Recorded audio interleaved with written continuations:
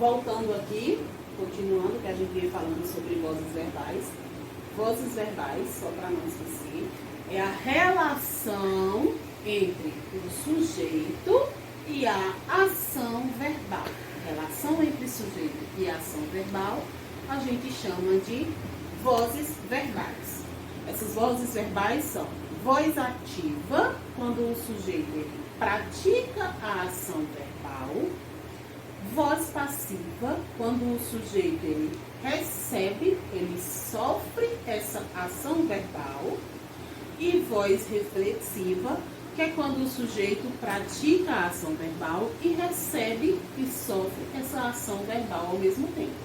Eu coloquei para vocês, no vídeo anterior, alguns exemplos, e os exemplos eles se relacionavam.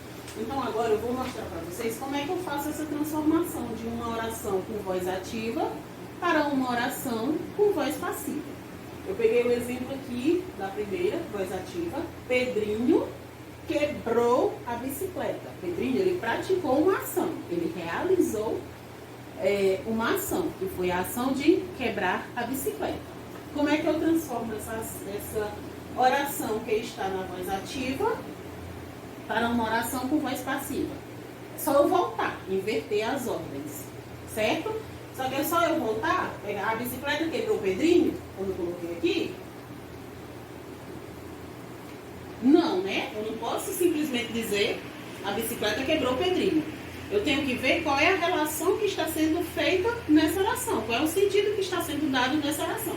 Pedrinho quebrou a bicicleta. Então, quando eu voltar, quando eu transformar essa oração que está na voz ativa para uma oração na voz passiva, ela precisa ter o mesmo sentido. Eu não posso apenas mudar os itens de lugares, botar o sujeito lá para frente e botar a ação para o começo, como eu fiz aqui, ó. A bicicleta quebrou o Pedrinho. Desse jeito está errado. Então,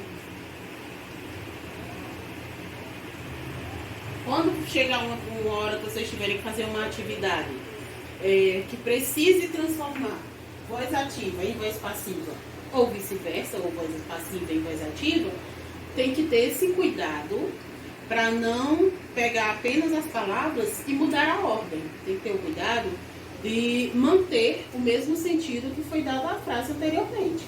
Aí qual é o cuidado, como é que eu faço para fazer essa transformação? Tem que seguir uma ordem, uma lógica. Eu vou pegar o sujeito, certo? O sujeito aqui era Pedrinho. Pedrinho quebrou a bicicleta. Então, esse sujeito aqui, ele vai para o final. O sujeito ele vai para o final. Ele não é mais o agente da frase, ele é o paciente, ele é o sofredor da ação. Quando eu for transformar essa ação, essa voz ativa aqui, em voz passiva, eu vou pegar quem? A ação lá do final. Eu botei sujeito, mas não é sujeito, é a ação. Pego a ação lá, que no caso aqui era a bicicleta. Pego quem recebeu a ação, a bicicleta, já tá aqui. Aí eu vou pegar na voz passiva, prestem atenção. Na voz passiva, nesse caso aqui, é uma voz passiva analítica. Em outras aulas eu explico a vocês que tem a voz passiva analítica e a voz passiva sintética. Só que hoje eu vou falar apenas sobre a voz passiva analítica. Na voz passiva analítica vai sempre ter uma locução verbal. Locução verbal, para quem não lembra, é a união de um verbo, ou na forma nominal do particípio, ou no gerúndio. No caso das vozes verbais, eu terei um verbo no particípio, acompanhado do verbo auxiliar ser, certo? Então, eu peguei lá a bicicleta, que é o que está no final da frase, a bicicleta. Aí coloquei quem? O verbo auxiliar ser, só que aqui, ó, quebrou, está onde? Está no passado. Então, o verbo ser vai para o passado. Foi. Peguei o verbo quebrar. Particípio do verbo quebrar é quebrado. Particípio do verbo quebrar, quebrado. A bicicleta foi quebrada. por Pedrinho. O sujeito que estava aqui no começo, agora vai para o final.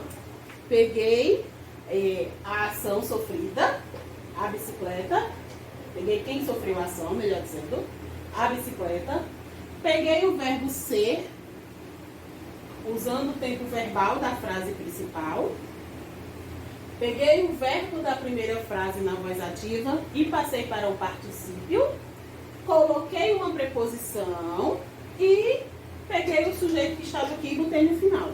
Quando eu tiver que transformar o verbo da voz ativa para a voz passiva, eu vou seguir sempre esse caminho aqui.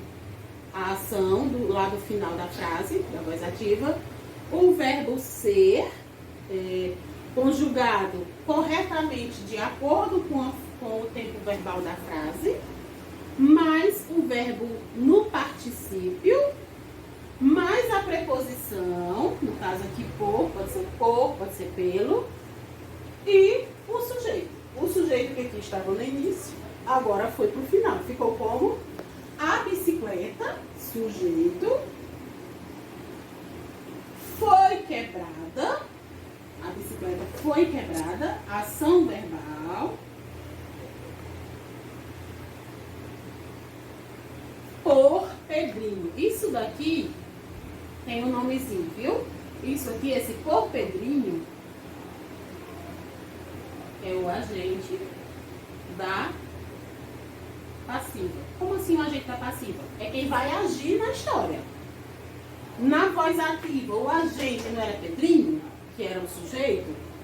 Na voz passiva, o agente foi lá para o final, mas continuou sendo Pedrinho.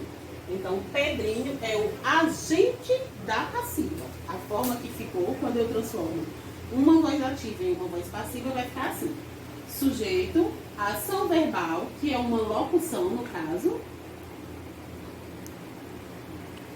mais o agente da passiva. Lembrando, isso aqui é para voz passiva analítica. Quando a gente começar a ver voz passiva sintética, vocês vão ver que tem uma pequena diferença. Mas, por enquanto, a gente só vê a passiva analítica, desculpem. Então, peguei o verbo da voz ativa e transformei na voz passiva. Só vou ter que ter esse cuidado de não fazer apenas a inversão dos dois fatores aqui. Vamos pegar só o sujeito botar para cá e pegar a ação e botar para cá. Não, eu tenho que fazer esse esqueminha aqui. Ação, verbo auxiliar mais ser, mais o verbo no particípio, a preposição e o sujeito. Certo? Por hoje é só.